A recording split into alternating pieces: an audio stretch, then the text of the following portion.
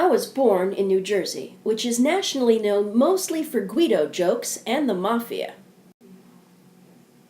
There's more to it than that. It's very urban, there's lots of pollution, a history of racial conflict, and a shocking mix of upper class and poor high crime areas. New Jersey has a very large, very ethnically diverse, and very rapidly changing population. I grew up in southeastern Kentucky, which is nationally known as the home of hillbillies, moonshine, and poverty. I've heard all the inbred hit jokes.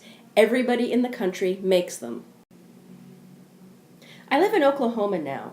In 2007, to celebrate 100 years of being a state and in hopes of targeting better tourism public relations, the state government commissioned a national survey to study how the rest of the country thought about Oklahoma. They were a little worried about what our stereotypes might be.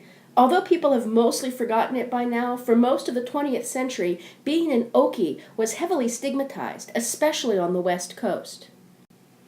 As it turned out, nobody in other states thought very much about Oklahoma at all. They didn't tell jokes about it, which is good news, but they barely even noticed it, which is bad news, especially from a tourism perspective. Most people had only two associations with the state: the Murrah Building bombing